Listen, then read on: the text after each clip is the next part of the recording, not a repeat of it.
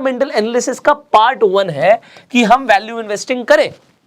Part 2 क्या है? Part 2 आ जाता है यार, चीज तो ऊपर में मिल रही है, इंट्रिंसिक वैल्यू से ऊपर में मिल रही है, तब भी उसका प्राइस बढ़ता जा रहा है। अब आपको लगेगा यार इंट्रिंसिक वैल्यू से तो कम प्राइस आ ही नहीं रहा, ये किस चीज के ऊपर डिपेंड करता है? अब मार्केट के अंदर कुछ रेशियोज होते हैं। इंट्रिंसिक वैल्यू आप आज खुद से शायद निकालने जाएंगे, आपको थोड़ा सा टाइम लग सकता है, इसीलिए मैंने आपको बोला मैं आपको एक क्लिक में बता दूंगा कि आपको कैसे चेक करना है। ये तो आपको पता लग ही जाएगा अब कि प्राइस जो है वो इंट्रिंसिक वैल्यू से ज्यादा पे है, कम पे है। कम पे है तो मेरे लिए सबसे पहला चेकलिस्ट है कि डन, मैं इसे खरीदना चाहूंगा। अब आ जाते हैं रेशियो एनालिसिस। अब रेशियोज कैसे बनते हैं? रेशियो देखो, मैं ना कुछ भी कॉम्प्लेक्स नहीं करूंगा, पहली बात तो मेरा कोई बैकग्राउंड है नहीं फाइनेंस से, और मैथमेटिक्स मुझे स्कूल में बहुत कम समझ आती थी, इसीलिए मैंने इंजीनियरिंग को ऑप्ट नहीं किया। ऑल्दो पढ़ाई करी, बट मुझे समझ आया यार ये नंबर्स मेरे दिमाग से ऊपर की चीज है। क्यों? क्योंकि मुझे सिंपल चीजें समझ आती है। सिंपल, कोई मेरे से सिंपलिसिटी से बात करेगा ना, मुझे समझ आएगा। तो यहां पे सिंपल चीजें समझनी है। रेशियोज बोल के मैं आपको कंफ्यूज नहीं करना चाहता, मैं आपको बेसिक चीजें बताऊंगा। आपको 3 रेशियोज हाईली इंपॉर्टेंट है चेक करने। अब वो 3 रेशियोज क्या हैं? सबसे पहले पीई रेशियो। आपको पीई रेशियो को समझना है। ये पीई रेशियो लोगों को बहुत कॉम्प्लेक्स लगता है, मैं आपको इतना आसान बना दूंगा, इसको अभी समझा दूंगा क्या होता है। पी रेशियो का मतलब है प्राइस टू अर्निंग रेशियो, अब इसके ऊपर हम बात करेंगे। दूसरा रेशियो होता है PB ratio, price to book value, और एक तीसरा रेशियो आपको जो देखना है वो है डेट टू इक्विटी। ये 3 रेशियो इंपॉर्टेंट है, इसके अलावा बहुत सारे और रेशियोज हैं, बट एक बेसिक एनालिसिस के लिए ये तो मुझे चेक करना ही है। और एक रेशियो अगर मैं इसमें ऐड और कर दूं आपकी एक्यूरेसी बढ़ाने के लिए, तो वो होगा मेरे लिए करंट रेशियो। अब मैं आपको अभी समझा दूंगा, पहले आपको सिंपल लैंग्वेज में बताता हूं ये क्या होते हैं, उसके बाद मैं आपको डिटेल में भी समझा दूंगा। तो पी रेशियो का मतलब है प्राइस टू अर्निंग, मतलब जो आज मैं प्राइस दे रहा हूं उसके हिसाब से कंपनी कमा क्या रही है। हो सकता है वो प्राइस जो आज मैं पे कर रहा हूं वो इंट्रिंसिक वैल्यू से ज्यादा है, मतलब वैल्यू कम है बट प्राइस ज्यादा है, बट कंपनी कुछ ऐसा कर रही है कि उसकी अर्निंग बढ़ती जा रही है, और या फिर आने वाले टाइम में उसकी अर्निंग बढ़ने वाली है, क्योंकि share market is all about future. I am telling you, लोग कभी भी करंट मार्केट सिचुएशन को देख के इन्वेस्ट नहीं करते। फॉर एग्जांपल, आपको लगता है कि गूगल दुनिया की सबसे बड़ी कंपनी बनने वाली है। अब अगर आपको ऐसा लगता है, मार्केट को ऐसा लगता है, तो मार्केट क्या करेगा?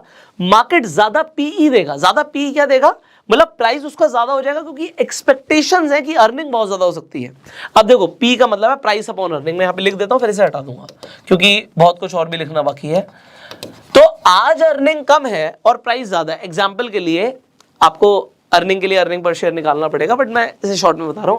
मान लीजिए एक शेयर पे कंपनी कमा 10 रही है और उसका प्राइस 100 है, तो पी आ जाएगा 10 का, ठीक है। बट अगर प्राइस हो गया 1000, अब मार्केट ज्यादा पीई देता है, कई शेयर्स को देता है, आप टेस्ला को देख लो, अडानी को देख लो, तो ज्यादा पीई देता है मार्केट, क्योंकि लगता है फ्यूचर में अर्निंग बढ़ सकती है।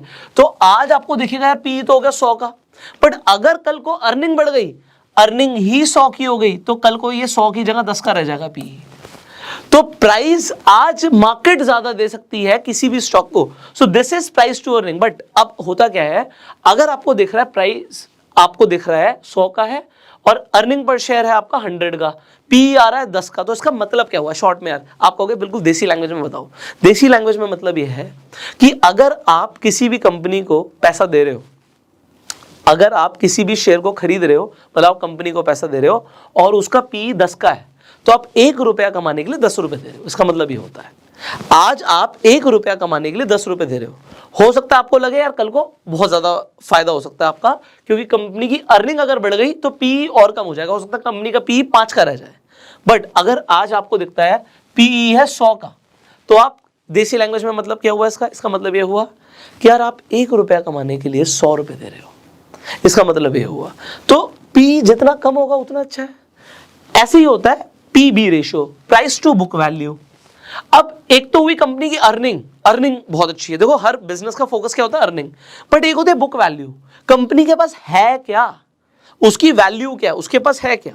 आज अगर कंपनी को बेचना भी पड़ जाए तो उस टाइम पे आपको क्या मिलने वाला है, तो मैं आपको बता रहा हूं पीबी रेशियो भी जितना कम होता है उतना अच्छा होता है। इसका मतलब यह है कि अगर उसकी बुक वैल्यू, एग्जांपल के लिए बुक वैल्यू पर शेयर 100 आ रही है और प्राइस भी 100 का है, तो आपका पीबी रेशियो 1 का आ जाएगा।